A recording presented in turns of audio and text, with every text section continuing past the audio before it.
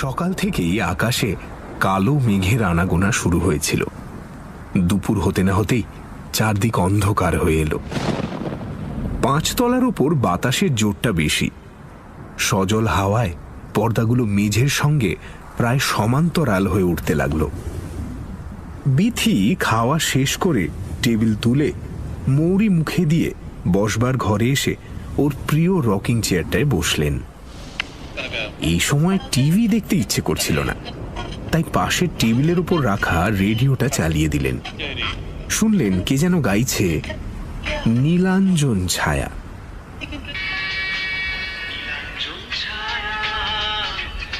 মনে মনে ভাবলেন আজ রাতেই তো গৌতম ট্যুর থেকে ফিরছে, কাজেই বিরহে আর বেশিক্ষণ থাকতে হবে না। গানটা ভালো করে শোনবার জন্য চোখ বুজে শরীরটা এলিয়ে দিলেন বিথি।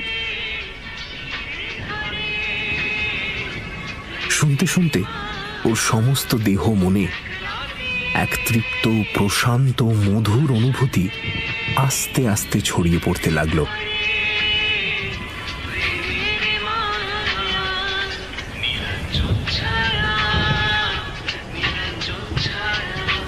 পাঁচতলার উপরে ভিজে মাটির গন্ধ আসে না, তবু যেন কল্পনায় তার ছেলেবেলাকার সেই অতি পরিচিত সুবাস বেল, জুঁই আর কেয়া ফুলের গন্ধে মিশে তার সমস্ত সত্তাকে অধিকার করে নিতে আরম্ভ করল। ঠিক যেমন হতো হরিমোহনপুরের সামারভিল কেমিক্যাল ওয়ার্কসের স্টাফ কোয়ার্টার্সে তার ছেলেবেলায়। এটা ভাবাই যায় না যে তার ছেলে মেয়েরা প্রফুল্ল কদম্ব বন যে কি বস্তু তা জানেই না। ঘন মেঘের ছায়ায় জামের বনে যে অন্ধকার গাঢ় হয়ে আসে, বাগান থেকে ভেসে আসে আশ্চর্য সুগন্ধ, সে সম্পর্কে তাদের কোনো ধারণাই নেই। তার মনে হতে লাগলো যেন তার জীবন থেকে সেই বেঁচে থাকার তীব্রতাটা কখনোই সম্পূর্ণভাবে হারিয়ে যায়নি। কলকাতার ধুলো ধোঁয়া, ট্রাম বাসের ঘড়ঘড়ানি আর অসংখ্য মানুষের ঠেলাঠেলি তার অস্তিত্বের সেই অংশটাকে কোনোদিনই মুছে ফেলতে পারেনি।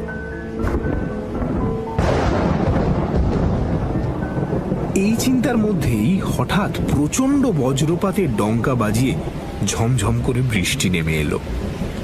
বিথির মনে হলো এক্ষুনি যেন রান্নাঘরের টিনের চালের ওপর বৃষ্টির জলতরঙ্গের আওয়াজ ভেদ করে ভেসে আসা মায়ের গলায় শুনবেন, ওরে জানলাগুলো বন্ধ কর, বসে না থেকে বাইরের কাপড়গুলো তুলে নিয়ে আসতে পারছিস না? তোর বাবা তো একটা ছাতা নিয়েও যায়নি, ভিজে ঢোল হয়ে ফিরবে। হঠাৎ দরজার কর্কশ ঘণ্টির শব্দ বিথিকে একটা নিষ্ঠুর নাড়ায় হরিমোহনপুর থেকে উপড়ে এনে ফেলে দিল রাধা মাধব দত্ত রোডের 5 তলার ফ্ল্যাটে। এ সময় কে আসতে পারে? গৌতম তো রাতেই আসছে, এখন আবার কে এলো?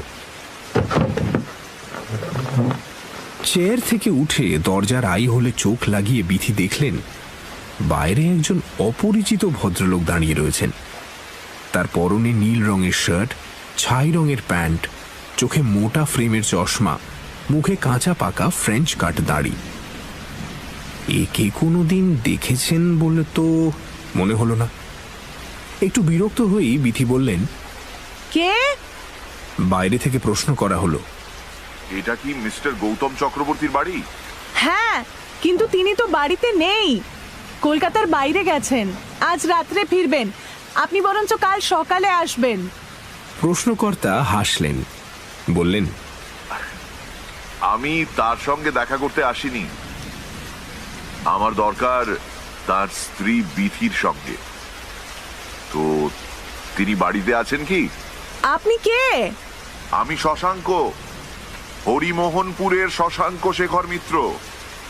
বিদ্যুৎ স্পৃষ্টের মতো থরথর করে কেঁপে উঠলেন বিথি। কোনো কিছু চিন্তা করবার আগেই তার ডান হাতটা যেন উড়ে গিয়ে দরজার ছিটকিনি খুলে দিল। চেঁচিয়ে বললেন, আরে শশাঙ্কদা, তুমি তুমি কোত্থেকে? এসো এসো এসো, ভেতরে এসো। এ কি দাড়ি রেখেছো কেন আবার? চুলগুলো সব পেকে গেল কি করে? এ বাবা! নিজের গলার তীব্রতাটা তার নিজের কানেই কেমন যেন অস্বাভাবিক শোনালো। ভিজে জুতো পায়ে, এক হাতে একটা ব্রাউন রঙের চামড়ার ব্যাগ আর অন্য হাতে একটা ভিজে ছাতার জল ঝরাতে ঝরাতে ঘরে ঢুকলেন শশাঙ্ক। দরজার পাশে টেলিফোনের টেবিলের উপর ব্যাগটা রেখে হাসতে হাসতে বললেন, তোমার অনেক প্রশ্ন করবার আছে তো, আমি জানি, সব জবাব পাবে। আগে বলো, এই ভিজে জুতো আর এই ছাতাটা রাখবো কোথায়? বিথি সামান্য বিস্ফারিত চোখে শশাঙ্ককে দেখছিলেন। 43 বছর বয়স, অথচ এর মধ্যেই চুল দাড়ি বেশ পেকে গেছে, চোখে চশমা উঠেছে, তবে সেই অসাধারণ স্বাস্থ্যটি অটুট রয়েছে, টোল খায়নি একেবারেই। হরিমোহনপুরের দিগন্ত বিস্তৃত ধানের ক্ষেতের আলের উপর দিয়ে হো হো করে দৌড়ানো, ক্যানালের জলে সাঁতার কাটা, আম গাছে উঠে ঘুড়ি পাড়া আর বড় দরগার রুক্ষ মাঠে সারা বছর ফুটবল খেলা যে স্বাস্থ্য তৈরি করে দেয়, তাকে নষ্ট করা সহজ ব্যাপার নয়। শশাঙ্কর প্রশ্ন শুনে বিথি বললেন, হ্যাঁ, 1 মিনিট দাঁড়াও, ব্যবস্থা করছি। বলে বাথরুমের দিকে রওনা হলেন। হঠাৎ তার ইচ্ছে হলো ছেলে মানুষের মতো দৌড়ে যেতে, কিন্তু পারলেন না। দেখলেন পায়ে পা জড়িয়ে যাচ্ছে। বাথরুম থেকে একটা লাল প্লাস্টিকের বালতি এনে শশাঙ্কর পায়ের কাছে নামিয়ে দিয়ে বললেন, একটা কাজ করো, ভিজে জুতো জোড়া আর এই ছাতাটা এর মধ্যে রাখো। জুতো আর ছাতা বালতিতে রেখে শশাঙ্ক হাসতে হাসতে একটা সোফায় গিয়ে বসলেন। বললেন, কত বছর বাদে দেখা হলো বলো তো? 20 বছর তো হবেই। বলে সামনে সেন্টার টেবিলের উপর পা তুলে দিয়ে ভালো করে হেলান দিয়ে বসে দীর্ঘ নিঃশ্বাস ফেলে বললেন, এবার তোমার কি কি প্রশ্ন করবার আছে করে ফেলো, তারপরে আমি আমার প্রশ্নমালা বের করব। আমার আর কি প্রশ্ন? কোথায় আছো, কি করছো, ছেলেপুলে কটি, কি করে তারা, এই তো আর কি। বেশ, তোমার প্রথম প্রশ্নের উত্তর আমি গৌরদাস লাহা রোডে হিমশিখর অ্যাপার্টমেন্টে, এখান থেকে খুব একটা দূরে নয়, একটা ফ্ল্যাট কিনেছি সেখানে, বছরখানেক হলো। দ্বিতীয় প্রশ্নের উত্তর, রুগী মারছি আর পয়সা কামাচ্ছি, হিমশিখরের একতলাতেই আমার চেম্বার। তৃতীয় প্রশ্নের উত্তর, ছেলেপুলে নেই কারণ বিয়ে করিনি। বিয়ে করনি কেন? এই প্রশ্নের উত্তর তো তোমার না জানার কথা নয় বিথি। হরিমোহনপুরকে যদি ভুলে গিয়ে থাকো তাহলে অবশ্য আলাদা কথা। হরিমোহনপুরকে ভুলিনি শশাঙ্কদা, ভোলা সম্ভব না, কিন্তু তার জন্য বাধা দিয়ে শশাঙ্ক বললেন, এর মধ্যে কোনো কিন্তু নেই বিথি, যা হবার নয় তা হয়নি। কটা বছরই বা ছিলুম বিলেতে? 3 বছর, তার বেশি তো নয়। সেই 3 বছরের প্রত্যেকটা দিন আমি বেঁচে থাকতে পেরেছি কেবল হরিমোহনপুরের স্মৃতিটাকে বুকের ভেতর আঁকড়ে রেখে। প্রচন্ড শীতে সেই আমাকে জুগিয়েছে উত্তাপ, নিঃসঙ্গতায় প্রাণ ভরানো গান, ক্লান্তিতে নতুন করে লড়াই করার উদ্যম। যখন ফিরে এলুম দেখলুম আমার সেই স্মৃতির হরিমোহনপুর ছিন্ন ভিন্ন হয়ে কোথায় মিলিয়ে গেছে, তার আর চিহ্ন মাত্র নেই। জানো, তোমার যে বিয়ে হয়ে গেছে সে খবরটা পর্যন্ত আমাকে কেউ দেয়নি।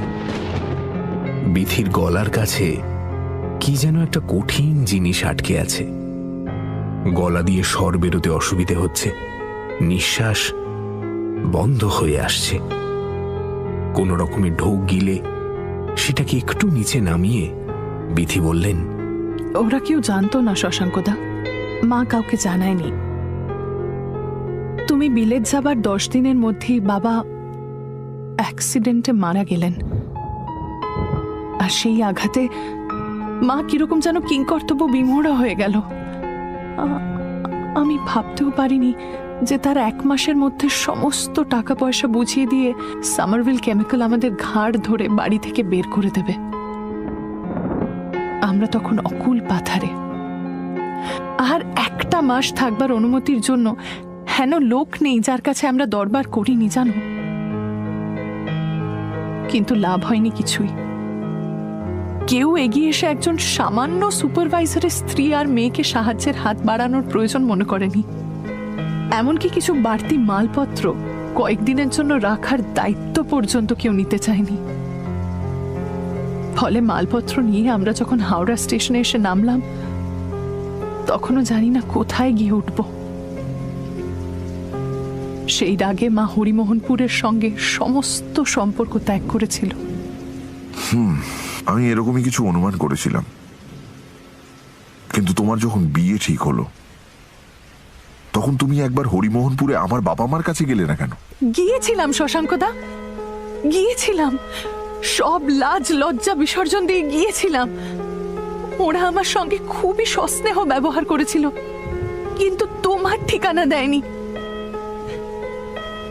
বলেছিল হারিয়ে গেছে। এরপর আমার আর কিছুই করবার ছিল না শশাঙ্কদা, কিচ্ছু করার ছিল না।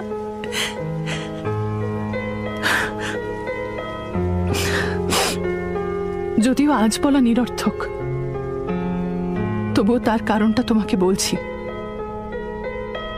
হাওড়া স্টেশন থেকে বেরিয়ে আমরা জ্যাঠামশাইয়ের বাড়িতে গিয়েছিলাম আশ্রয়ের সন্ধানে।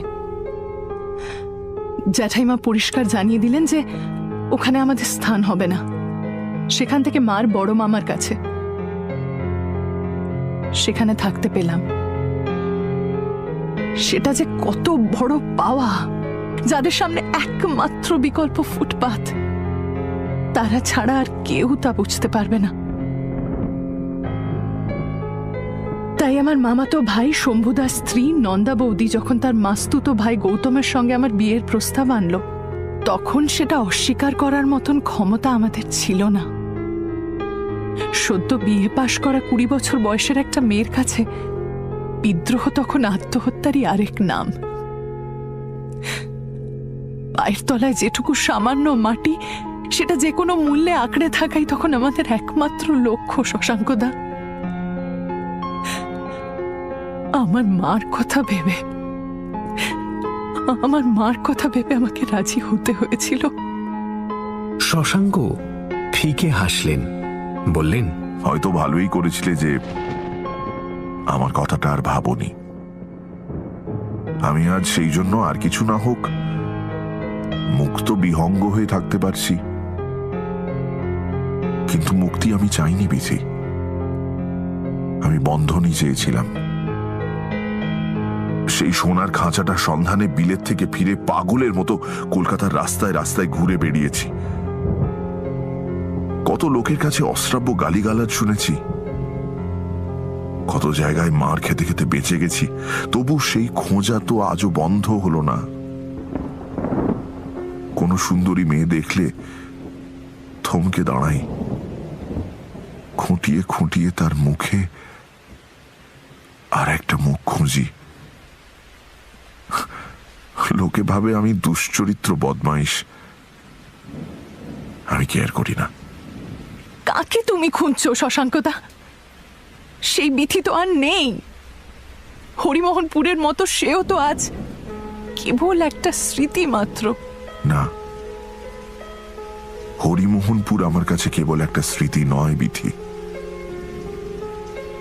আমার বেঁচে থাকার জন্য দরকারি অন্যান্য অবশ্য প্রয়োজনীয় জিনিসের মতোই তা বাস্তব। আমি তাকে হাত বাড়িয়ে ছুঁতে পারি।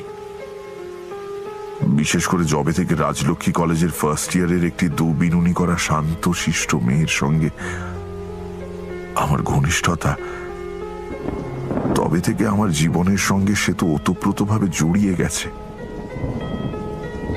তাকে কেবল একটা স্মৃতি বলে এড়িয়ে যাব, তার কি সত্যি কোনো উপায় আছে বিথি? বিথির মনে হলো যেন তার ঘরের সুস্থ মসৃণ আর কঠিন দেওয়ালগুলো আস্তে আস্তে ভেঙে পড়ে যাচ্ছে। তাদের আটকানো দরকার, কিন্তু আটকাবেন কি করে?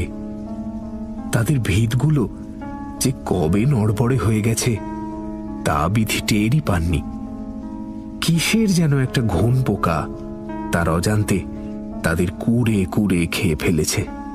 অথচ দেওয়ালগুলো না থাকলে অনভ্যস্ত আকাশের নিচে বাঁচতে পারবেন কি? তাই বিধি নিজেকে দিয়ে বলালেন, ওসব কথা থাক শশাঙ্কদা, তার চেয়ে বলো আমার ঠিকানা পেলে কোত্থেকে? শশাঙ্ক বাবু হাসলেন, বললেন, চেষ্টায় কি না হয় চেষ্টায়। তোমাদের এই বাড়িতে আমার এক রুগিনী আছেন। দিন 10 আগে তাকে দেখতে এসে তোমাকে দেখলাম গাড়ি থেকে নামতে। তোমাকে চিনতে এতটুকু অসুবিধে হয়নি জানো। রবীন্দ্রনাথের খ্যাপা পরশ পাথর চিনতে পারেনি, এই খ্যাপা কিন্তু পারল। শুধু একটু মোটা হয়েছ এই যা। তোমার সব খবর আমার সেই রুগিনীই দিলেন। তোমার গৃহকর্তার বদলির চাকরি, এতদিন বাইরে বাইরে কাটিয়ে বছর খানেক আগে এসেছেন কলকাতার হেড অফিসে। কি তাই তো? তার রিটায়ারমেন্টের আগে এটাই বোধহয় শেষ পোস্টিং। মাস 6 আগে এই ফ্ল্যাটটা কিনে এখানে এসেছেন। তোমাদের ভারতবর্ষের অনেক শহরেই ঘুরতে হয়েছে। তোমার ছেলে ইঞ্জিনিয়ারিং পড়ছে পুনায়, মেয়ে পড়ছে দিল্লির মিরান্ডা হাউসে। পরিপূর্ণ সংসার তোমার বিধি। হ্যাঁ, পরিপূর্ণ সংসারই বটে। ছেলে মেয়ে দুটো সারা জীবন কাটালো হোস্টেলে, হাজবেন্ড মাসের মধ্যে 15 দিন ট্যুরে। আমি উৎকণ্ঠ হয়ে এই পরিপূর্ণ সংসার সাজিয়ে বসে থাকি, কে কবে কখন এসে আমাকে ধন্য করবে সেই আশায়। আজ আমার সব ভালোবাসা, স্নেহ, প্রেম, আকাঙ্ক্ষা আটকে রয়েছে এ বাড়ির কতগুলো ফটো অ্যালবামের হলদে হয়ে আসা ছবির ভেতরে। শশাঙ্ক গম্ভীর হয়ে গেলেন। চশমাটা খুলে মুখের উপর হাত বুলিয়ে বললেন, জানো বিধি, আমি চিরকাল ভাবতাম, এখনো ভাবি, যে তোমার আর যাই কিছু প্রাপ্য হোক না কেন, সেটা অন্তত নিঃসঙ্গতা নয়। অনেকে হয়তো তোমাকে জানে সুন্দর, শান্ত, গম্ভীর আর অন্তর্মুখী বলে, কিন্তু আমি জানি, হ্যাঁ আমি জানি, তোমার মধ্যে ছটফট করে বেড়াচ্ছে একটা পাগলা ঘোড়া। বেড়া ভেঙে মুক্ত মাঠের ওপর বেরিয়ে এলে তার উদ্দাম উল্লাস আর হৃষ্ট রেশা আমি যে আজও শুনতে পাই বিধি। বিধির সমস্ত শরীর যেন অবশ হয়ে আসতে লাগলো। অতীতের তীর থেকে ভেসে আসা ঝরা ফুলের কান্নায় তার 2 চোখ জলে ভরে এলো। আপ্রাণ চেষ্টা করেও তা ঠেকাতে পারলেন না। একটু সামলে নিয়ে কোন রকমে বললেন, যা হারিয়ে যায় তাকে আগলে বসে থেকে কি লাভ শশাঙ্কদা? আজ তুমিও কি নিঃসঙ্গ নও? আমিও তো জানি যে তোমার ওই শিক্ষিত, সভ্য, ভদ্র, পরিচ্ছন্ন ওপরের খোলসটার ভেতর একটা আদিম, বন্য, হিংস্র মানুষ লুকিয়ে রয়েছে, যে সবকিছু নিষ্ঠুরভাবে কেড়ে নেয়, ভাসিয়ে নিয়ে যায় বাঁধ ভাঙা বন্যার মতো। আজ তো সে সবই পুরনো কথা। যে লতার গোড়াটাই কাটা গেছে, তাতে কি আর ফুল ফুটতে পারে? আমার নিঃসঙ্গতার কথা বাদ দাও, সেটা ভেতরের, তাকে ছোঁয়া যায় না। আমার তো কাজ আছে, বাইরের পৃথিবীটা আছে। অথচ তোমার একাকিত্বটা যেন তোমাকে চারদিক থেকে ঘিরে রয়েছে। তোমার ভেতরের পাগলা ঘোড়াটাকে সে তো কিছুতেই বাইরে আসতে দেবে না। জানো বিধি, ওই বুনো লোকটা যদি সেই ঘোড়াটাকে পেত, তবে সে হুঙ্কার করে আকাশ ফাটিয়ে বলতো, সবাই সাবধান, ঘূর্ণিঝড়ের মতো আমরা আসছি, তোমরা আমাদের অভ্যর্থনা না করতে পারো, অগ্রাহ্য করতে পারবে না। শশাঙ্ক সেন্টার টেবিল থেকে পা নামিয়ে উঠে দাঁড়ালেন। বিথির কাছে এগিয়ে এসে ওর আর্দ্র মুখটা দু হাতে উঁচু করে তুলে ওর ঠোঁটের ওপর একটা চুম্বন স্থাপন করলেন। কোনো বাধা দিতে পারলেন না বিথি, অথবা দিলেন না। ব্যাপারটা আকস্মিক হলেও তার মনের অনেকটা গভীরে বোধহয় অপ্রত্যাশিত ছিল না। কিছুক্ষণ বাদে একটু সরে গিয়ে জানলার সামনে গিয়ে দাঁড়ালেন শশাঙ্ক। যেন বৃষ্টির দৃশ্য দেখতে দেখতে বললেন,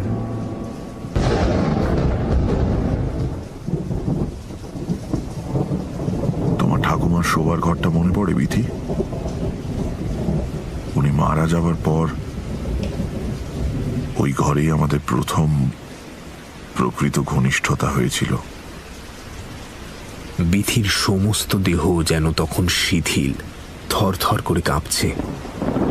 অত্যন্ত ক্ষীণ কণ্ঠে বললেন, মনে পড়ে শশাঙ্কদা? ওই যে তুমি প্রশ্ন করলে না, যে লতার গোড়াটাই কাটা গেছে, তাতে কি আর ফুল ফুটতে পারে? তার উত্তর হলো পারে। সেটা মনের ব্যাপার, বাগানের নয়। আসল কথা কি জানো, আমাদের মনটা ওই শোবার ঘরের মতো। সেখানে সব অসম্ভবই সম্ভব হয়। আমরা বন্ধ দরজার বাইরে একরকম, ভেতরে বোধহয় একেবারেই অন্যরকম। একটা নার্ভাস আনাড়ি ছেলে তার নিজের মধ্যে খুঁজে পায় তার অন্তর্গত দুর্দমনীয় পৌরুষকে। এর মধ্যে কোনটা যে আসল রূপ তা আমি জানি না বিথি। বোধহয় দুটো মিলেই আমাদের বেঁচে থাকা। তবে একটা ব্যাপার বড় অদ্ভুত, শোবার ঘরের বাইরে বিশাল পৃথিবীতে আমাদের আনাগোনা একটা নিতান্ত ছোট্ট গণ্ডির ভেতর। অথচ দেখো, ওই চার দেয়ালের মধ্যে আমরা সীমাহীন আকাশটাকে টেনে নামিয়ে আনতে পারি সমুদ্রের উচ্ছ্বাস, বসন্তের সুগন্ধ, অথবা মৃত্যুর প্রশান্তি। কি বিধি, পারি না। আমি আর পারি না শশাঙ্কদা, আমি আর পারি না। আমার আকাশ, সমুদ্র, বসন্ত এসব আর নেই। যা আছে সেটা শুধুই ক্লান্তি। এটা ঠিক নয় বিথি, এটা ঠিক নয়। আমিও এতদিন এরকম কথাই ভাবতাম। মনে হতো সব বুঝি শেষ হয়ে মিলিয়ে গেছে। কিন্তু আবার তোমাকে দেখে পর্যন্ত মনে হচ্ছে এই ক্লান্তিটা মিথ্যে। তাদের বয়স যাই হোক না কেন, দুটো তারার সংঘর্ষে সারা আকাশ জুড়ে আলোর স্ফুলিঙ্গ ছড়িয়ে পড়বেই। দুটুকরো কাঠের ঘষায় দাবানল জ্বলে উঠবে। এসো বিথি, এসো এসো এসো। এই প্রাণহীন, হৃদয়হীন, দিনগত পাপক্ষয়ের মধ্যে আবার আমরা হরিমোহনপুরের একটা বর্ষণমুখর দিনকে ফিরিয়ে নিয়ে আসি। বিথি, বিথি শুনেছিলেন যে রেল লাইনের উপরে দাঁড়িয়ে থাকা কোনো লোক যখন একটা ইঞ্জিনকে তার দিকে ছুটে আসতে দেখে, তখন নিশ্চিত মৃত্যু জেনেও সে অসহায়ভাবে অনড় হয়ে দাঁড়িয়ে থাকে। পালাতে চাইলেও পালাতে পারে না। তার মনে হতে লাগলো যেন ঠিক সেই রকম কোনো সুদূর দিগন্তে বিলীন হয়ে যাওয়া রেল লাইন দিয়ে অনেক কষ্টে তৈরি করা নিরাপদ অন্ধকার ভেদ করে তার প্রথম যৌবনের এক তীব্র জ্বালা চোখ ধাঁধানো আলো জেলে ভয়ঙ্কর গতিতে তার দিকে ছুটে আসছে। তিনি জানেন ওই আলোর মধ্যে তিনি ছিন্ন ভিন্ন হয়ে যাবেন, তবু তবু পালাতে পারছেন না তো। তিনি কি পালাতে চান? অস্বীকার করতে চান ওই চোখ অন্ধ করে দেওয়া আলোটাকে? সেই বিচারে যাওয়ার আগে তার রক্তের ভেতরে মিশে থাকা হাজার বছরের সংস্কার তাকে দিয়ে বলালো, তা হয় না শশাঙ্কদা, এটা অন্যায়, অনুচিত। আমরা যে পাল্টে গেছি সেটা তো অস্বীকার করা চলে না। ন্যায় অন্যায় বা উচিত অনুচিতের কথা আমাকে বলো না বিধি। আমরা যেদিন ঘনিষ্ঠ হয়েছিলাম সেদিন ওসব কথা বিবেচনা করিনি, আজ কেন করতে যাব?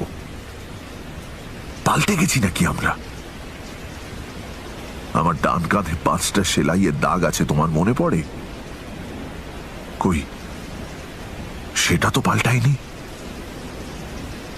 আমাদের বুকের ভেতরে ভালোবাসা, সাহচর্য আর সুখের জন্য যে উজ্জ্বল বাসনাটা ছিল সেটা পাল্টেছে।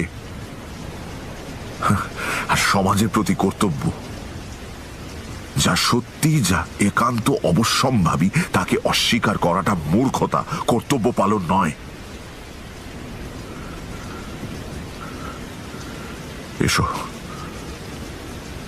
বিধি, চলো আমরা তোমার শোবার ঘরে যাই। আমি দরজাটা খুলে রাখবো, তোমাকে আসতে হবে, আসতেই হবে, আসতেই হবে তোমাকে। আর দেরি করো না বিধি, বিধি এসো। শশাঙ্ক দীর্ঘ এবং দৃঢ় পদক্ষেপে শোবার ঘরে গিয়ে ঢুকলেন। দরজাটা খুলে দিলেন হাট করে। বিধি নিজেকে আটকে না রাখার আপ্রাণ চেষ্টায় চোখ বুজে তার কম্পিত শরীর আর মনকে আয়ত্তে আনার চেষ্টায় নিজেকে ব্যাপৃত করলেন। হঠাৎ আবার একটা দীর্ঘ কর্কশ ঘণ্টির শব্দে চমকে চেয়ার ছেড়ে উঠে দাঁড়ালেন বিধি। তার বুকের ভেতরে একটা ভয়ঙ্কর আতঙ্ক ধড়ফড় করে উঠল। এবার নিশ্চয়ই গৌতম।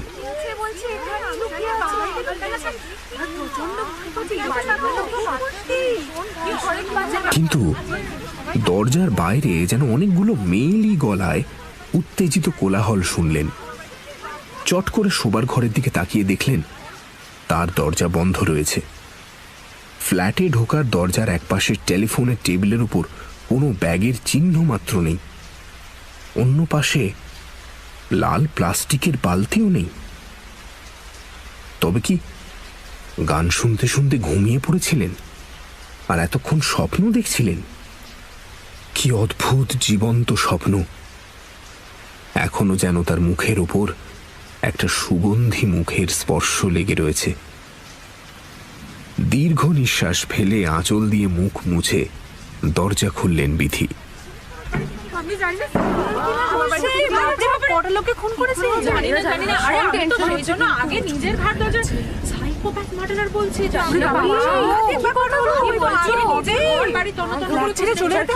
করিডোরে 5 তলার যাবতীয় ফ্ল্যাটের মহিলাদের উত্তেজিত জটলা।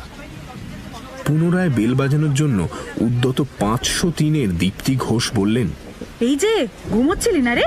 চোখ মুখ তো ফোলা ফোলা দেখছি। আরে কখন থেকে বেল বাজাচ্ছি? এদিকে এ বাড়িতে যে কত ভয়ঙ্কর সব ঘটনা ঘটে যাচ্ছে তার খোঁজ রাখিস?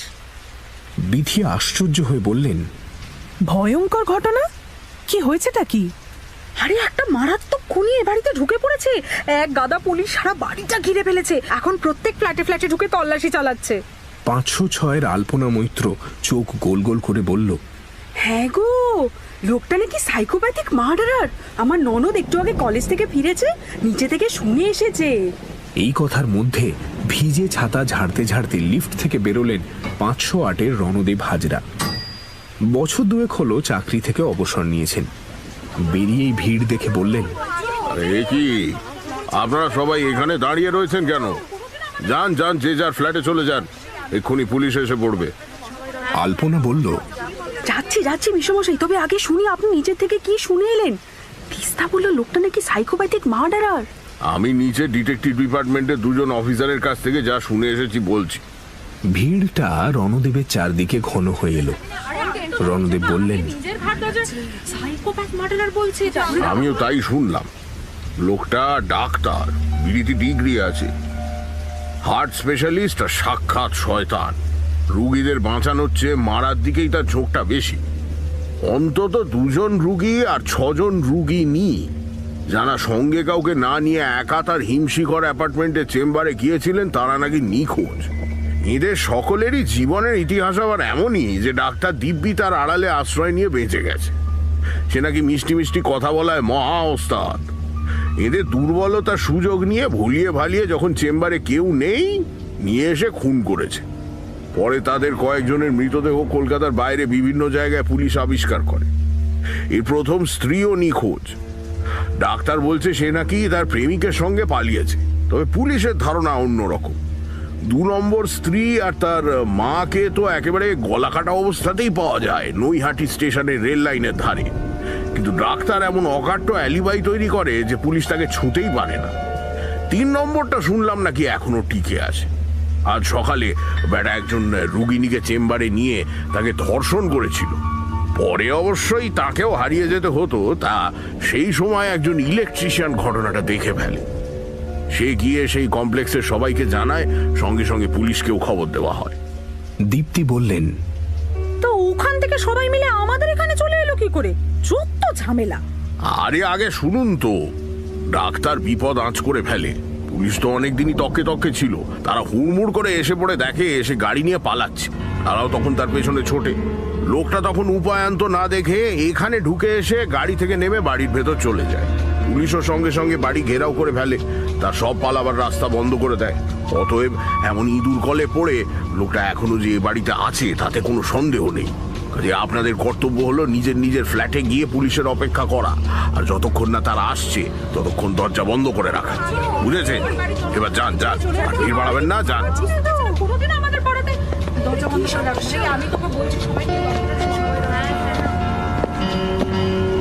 ঠিক এই সময় সিঁড়িতে অনেকগুলো ভারী জুতোর আওয়াজ পাওয়া গেল। মুহূর্তের মধ্যে করিডোর ফাঁকা হয়ে গেল। কেবল তার ফ্ল্যাটের খোলা দরজার সামনে স্তম্ভিত বিথি প্রস্তর মূর্তির মতো দাঁড়িয়ে রইলেন। উদ্যত রিভলভার হাতে একজন পুলিশ অফিসার সিঁড়ি দিয়ে উঠে এলেন, সঙ্গে তার 3 জন রাইফেলধারী কনস্টেবল। সামনেই বিথিকে দেখে তড়বড় করে বলে গেলেন, ম্যাডাম, আপনার ফ্ল্যাটে কি ব্লু শার্ট আর গ্রে ট্রাউজার্স পরা, মাথায় কাঁচা পাকা চুল, মুখে সেই রকম ফ্রেঞ্চ কাট দাড়ি, চোখে চশমা আর হাতে ডাক্তারের ব্যাগ নিয়ে শশাঙ্ক শেখর মিত্র বলে কোনো লোক একটু আগে এসে ঢুকেছে? নিঃশব্দে ভাবলেশীন মুখে যন্ত্রচালিতের মতো হাত তুলে তার শোবার ঘরটা দেখিয়ে দিলেন বিথি।